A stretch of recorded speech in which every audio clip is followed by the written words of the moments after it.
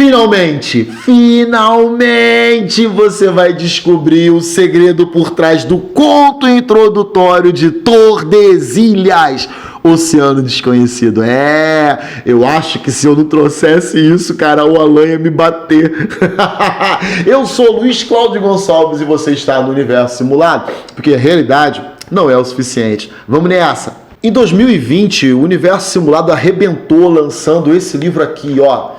Tordesilhas, Oceano Desconhecido. Um livro que, assim, velho, eu sou muito apaixonado. Eu vou fazer uma resenha desse livro aqui. Eu sei que foi eu que escrevi, mas eu vou comentar sobre esse livro aqui no vídeo, enfim, porque eu posso, né? Eu posso fazer, eu vou fazer.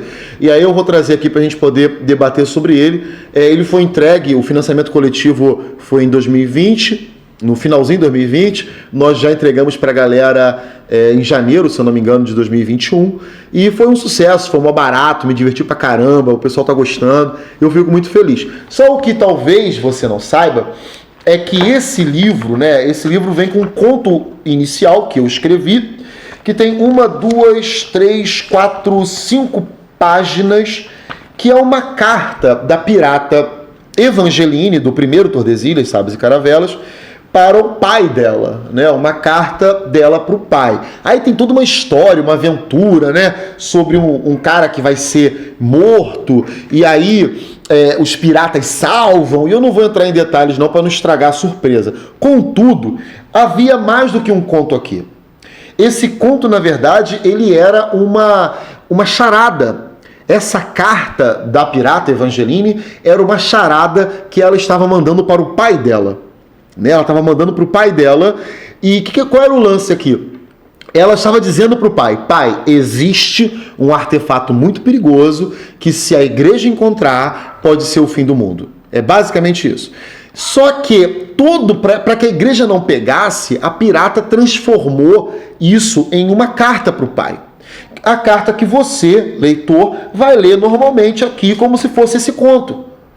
Beleza? E aí eu disse pro pessoal que participou do financiamento coletivo, eu falei assim, ó, se vocês descobrirem o que é o artefato e onde ele está escondido, vocês vão ganhar um prêmio. E aí foi mó barato, né? O nego começou a ler e, mandando mensagem para mim, tentando me subornar, né? Tentando me subornar, não é verdade? Para que eu dissesse o segredo, e eu não falei. E, finalmente, quem descobriu parcialmente o segredo, quem conseguiu descobrir o segredo foi o nosso querido Saulo Pontes, né? Foi o cara que conseguiu... captei a vossa mensagem, honorável guru. Mas ele só descobriu qual era o artefato. E hoje aqui, no Universo Simulado, nós iremos revelar o segredo. Qual o segredo da carta que Evangeline mandou para o pai? Não acredita? Eu sou Luiz Cláudio Gonçalves e você está no Universo Simulado, que a realidade não é o suficiente. Pessoal, lembrando que esse vídeo tem spoilers do conto. Então, se você não leu o conto, Lais de Guia, e você ainda quer ter algumas surpresas, então para agora, beleza? Lê o livro, lê o conto, para depois você voltar. Tranquilo? Vamos nessa. Tem um negócio engraçado que, assim, eu nunca releio um livro que eu escrevi. Nunca. Depois que o texto vira livro, eu não leio mais. Porque eu sempre encontro erros. Eu sempre encontro defeito, aí eu fico reclamando. Aí eu falo, como é que eu lancei essa porcaria? Sabe? Então, eu sou muito autocrítico. E para evitar o desconforto, eu tento não ler livros que eu escrevi. Eu sei que é ridículo, mas eu não leio. Já aconteceu, por exemplo, de eu escrever um texto, mandar para Mônica, esquecer que escrevi, aí depois de um tempo eu pegar e falar, caramba, que maneiro, adorei o texto, e esquecer que foi eu que escrevi. Ou então pegar o texto e criticar ele todinho, sabe, que tá uma merda, e Mônica falar, cara, foi você que escreveu, né? Isso acontece muito comigo. Mas eu lembro nitidamente quando eu criei esse conto. Esse conto chama-se Lais de Guia. Lais de Guia, na verdade, é um tipo de nó muito usado pela Marinha.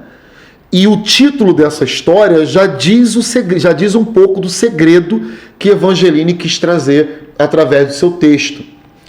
Eu lembro como se fosse ontem, eu estava capinando quando eu comecei a escrever esse texto, eu estava capinando, né, e ouvindo um podcast do Rapadura Cast sobre um filme chamado Jogador Número 1.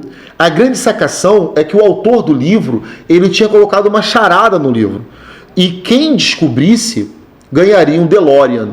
Um DeLorean. Pois é. Eu não tinha como dar um DeLorean para os fãs de Tordesilhas, né, parceiro? Não tinha como. Mas eu queria fazer algo parecido. Eu achei genial aquilo, né? E foi quando me veio a ideia de transformar essa história em uma charada para aqueles que tentassem descobrir e ganhar algum tipo de presente do universo simulado. E a ideia foi muito boa. O texto em si foi sobre o final de Evangeline, porque no Sábios e Caravelas você não sabe exatamente o que acontece com Evangeline. E já no Oceano Desconhecido você percebe que na verdade ela virou uma espécie de pirata, sendo que o Capitão Absinto, ele não é exatamente um pirata, né? Ele é um cara que combate a escravidão através da pirataria. E ele é um benfeitor, né, piratesco, algo do gênero. Tem uma parada interessante, o Absinto e a Evangeline, eles são personagens reais, né? A Evangeline é inspirada, completamente inspirada na pessoa, né, na minha amiga, na época minha esposa, que me fez criar o Tordesilhas. Eu fiz Tordesilhas para ela, né? E toda a personalidade, até mesmo alguns aspectos físicos, como o cabelo ruivo, é da minha esposa, da Evelyn, que virou a Evangeline. Enquanto que o Absinto, ele é o Wallace, um grande sensei que eu tive de arte marcial, que morreu salvando uma vida. Ele estava lutando, ele tentou evitar que uma mulher fosse atacada por um bandido e acabou vendo a óbito. Então, essas duas pessoas extremamente importantes na minha vida, elas foram também pessoas que me inspiraram a criar o Tordesilhas. Então, isso é bem interessante. E quando eu fiz esse conto, na verdade, o que eu tinha muito na minha cabeça era a divergência que eu tenho com o meu pai, né? Quem me ensinou a lutar foi meu pai, né? O meu pai, a primeira arte marcial que eu me formei foi com meu pai. Só que nós temos uma divergência muito grande do que é ser um sensei de arte marcial. O meu pai, ele é muito conservador e eu sou muito progressista. E sempre foi muito difícil ter diálogo com ele por conta das nossas diferenças. E exatamente sobre esse assunto foi o conto Laje Guia. Tanto é que tem uma parte onde ela fala para o pai, né? Ela fala assim: esta não é uma carta de amor, tampouco um pedido de desculpa. Nada devo a homem algum, vivo sem reis, maridos ou senhores. A tempestade sopra sob minhas asas, o mar revolto edifica meus passos, a espada abre meu caminho, amo as velas, não as âncoras. Aquilo que busca reside dentro de mim e o horizonte se torna cada dia mais próximo. Essa ideia foi de libertação, sabe? Da ideia, olha, eu até aqui o Senhor me acompanhou, doravante o caminho é meu. No final dessa primeira parte, ela reforça isso. Ela fala: seu caminho foi feito no solo firme de Alexandria, querido pai. O meu é o trópego anil dos oceanos, onde tanto cinza se confunde sob cada onda. Ainda assim, de alguma forma, penso que tremulamos o mesmo estandarte. É bem interessante porque meu pai tem esse livro e ele jamais vai saber que, na verdade, esse último pedaço foi para ele, né? Porque ele não lê meus livros. E qual é o lance?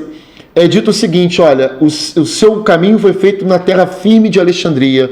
Ou seja, na geração do meu pai, tudo era muito sólido, tudo era muito... nós tínhamos uma noção de ética que era uma noção extremamente rígida e bem definida. Mas a nossa geração, a geração de você que certamente está vendo esse vídeo, já é uma geração que é mais caótica. Aí eu até brinco, o trópego anil dos oceanos, né? Ela é caótica. E por isso que eu falo, onde tanto cinza se esconde sobre cada onda. Poxa, não existe cinza debaixo d'água, né, meus amigos? Não tem, é azul, né, essa merda. Só que a ideia, eu queria mostrar que o mundo é cheio de tons de cinza.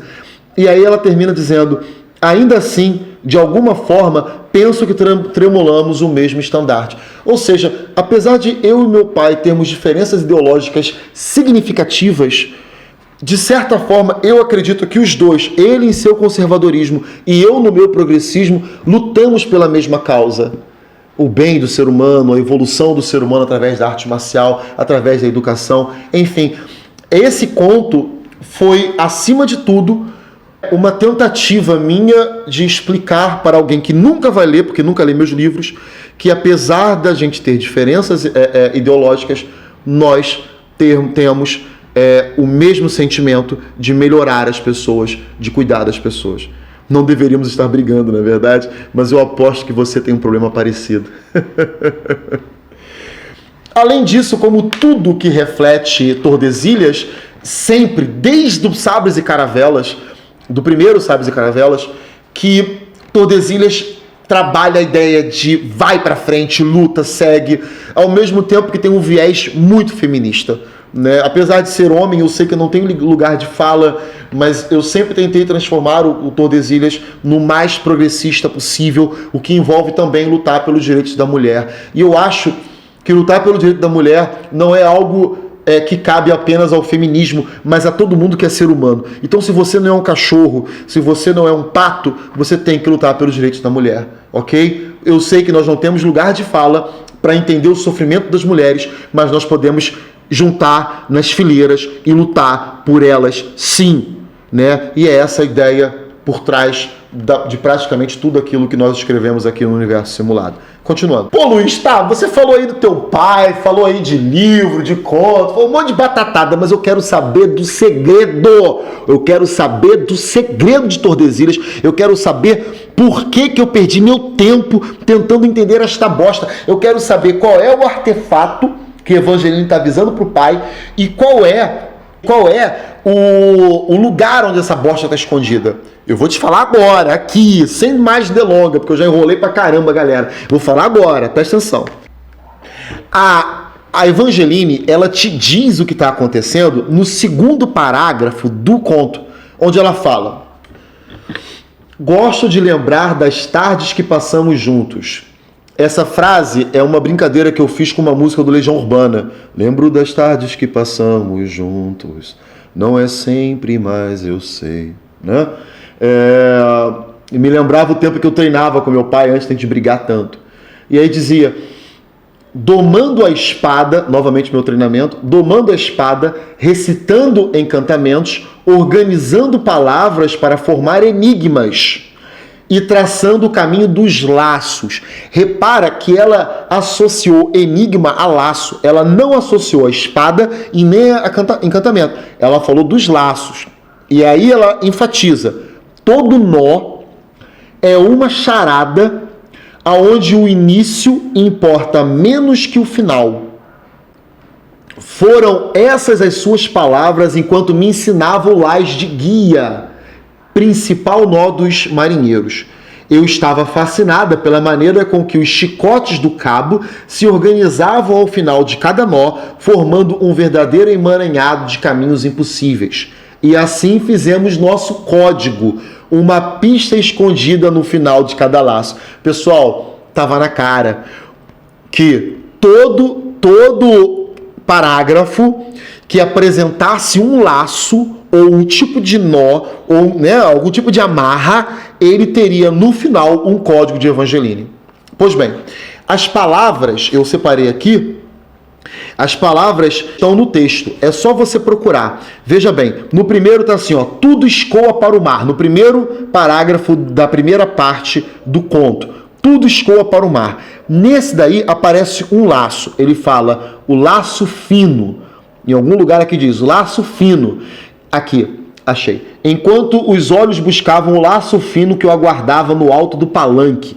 Laço fino. Então já tem uma palavra que tem a ver com nó. Laço. Ok? Então, o que a Evangeline falou? O final importa menos que o começo, não é isso? Então, o que você tem que procurar? O final da palavra. Qual é a última palavra do parágrafo? Pedra. Pedra. E aí nós vamos para o outro. Vamos lá. No quarto parágrafo, 1, 2, 3, 4, ela cita gravata. O carrasco adornou seu pescoço com o nó daquela terrível gravata. Gravata é um tipo de nó. Ah, você esqueceu, mas gravata é um tipo de nó, meu parceiro. E aí, o que está escrito no final? Carne. Carne, pedra, carne. Opa! E aí, você tem lá no finalzinho, no penúltimo parágrafo da primeira parte ainda, ela fala: eu ainda estava me movendo enquanto ele caía de joelhos. E meu último movimento se fez quando o sabre decepou seu pescoço, fazendo a cabeça desprender das amarras do seu corpo. Amarra também é um tipo de nó, é uma amarra. E aí você vai lá, olha o final, está escrito: a morte a todos verte. Então, quais são as primeiras palavras que Evangeline fala para o pai em código? Ela fala: pedra, carne, verte. Ou seja, alguma coisa que transforma carne em pedra ou pedra em carne. Ah! E aí, como você já recebeu o livro, você sabe que existe um artefato nesse livro aqui que transforma pedra em carne e carne em pedra. Então já sabemos que é o artefato. Essa semente eu já estou plantando em Tordesilhas há muito tempo. Há muito tempo, meu amigão. Por que você está falando? E minha amigona também. Essa semente eu já estou plantando em Tordesilhas, ó. Você vai lembrar que ainda na primeira edição de Tordesilhas, você vai perceber que o continente de Alexandria é cheio de estátuas. Sim, estátuas que possivelmente não são estátuas, mas criaturas transformadas em estátua. Vai vendo. Oh, então era esse bagulho? Era. Qual o nome do artefato? Eu não lembro o nome do artefato. Gente, ó, minha memória é uma bosta, sabe? Eu esqueço muito mesmo. Outra cagada que eu tenho, além de esquecer, é colocar nome que depois eu não sei falar. É o Wishlar, né? Ele é um artefato que está descrito aí na página... onde é que tá? Na página 68 do livro Oceano Desconhecido. Então, Wishlar, sei lá, aí você fala como você quiser, imagina que tá espirrando, Wishlar, né, tô bem. Então vamos lá. E aí você vai ver esse artefato maravilhoso. Agora, Luiz Cláudio, aonde está escondido? Aonde está escondido esse material? E aí a gente vai ter que vir aqui. Esse é mais difícil mesmo, ó. Na terceira parte do conto, Evangeline fala assim, ó: no berço da santidade existe uma moeda para pagar o diabo e pedir passagem pelo ventre sombrio. Ladrões e reis, todos permanecem à sombra do martelo. Pelo amor de Deus, ainda não percebeu? Lados diferentes do mesmo tabuleiro. No trono de ouro, o malfeitor aprisiona suas canções de horror. Abaixo, o monarca brinda entre serpentes. Foram quilômetros de volta ao início, local onde ancorei todas as esperanças. Tudo que nasce se apressa à morte, lança sua prece aos céus e foge do tesouro sob seus pés, porque toda carne trará consigo a ruína. Essa última frase, toda carne trará consigo a ruína, é novamente lembrando do artefato. Mas repara só, lança sua prece aos céus, tudo que... Não, aí volta aqui, ó. Ladrões e reis, todos pertencem à sombra do martelo. Veja, em Tordesilhas, tanto os ladrões quanto os reis, eles se submetem à sombra do martelo. Que sombra do martelo é essa, meu querido? A igreja. Sim, meu querido, em Versalhes, o Papa Richelieu está com aquela sua busanfa, né, sob esse artefato e nem está sabendo, porque se ele soubesse, já teria arrasado com o continente de Alexandria, não é verdade? Então é isso, está aí explicado para você o segredo por trás de Tordesilhas, o Oceano Desconhecido, do conto Lais de Guia, um baita de um spoiler, e assim, espero que vocês tenham gostado. Galera, eu fico muito apaixonado pelos fãs de Tordesilhas, são uma turma assim muito maneira, eu gosto muito de vocês, eu tenho muito amor por vocês. Nós temos um grupo no Facebook, nós temos um grupo no WhatsApp, né? A galera tá sempre falando, sempre comentando, pedindo coisas que eu vou lá e faço, porque eu sou assim mesmo, faço, não tem jeito. E vocês me alimentam a estar sempre escrevendo, porque esse feedback, esse companheirismo para mim é muito importante, né? Quero mandar um grande abraço aí para o Saulo e para o Alan, né, cara, que foram os grandes ganhadores aí, tanto do troféu Caça-Piolho, quanto do Enigma de Evangeline. Vocês são incríveis, tá? Amo vocês de coração mesmo.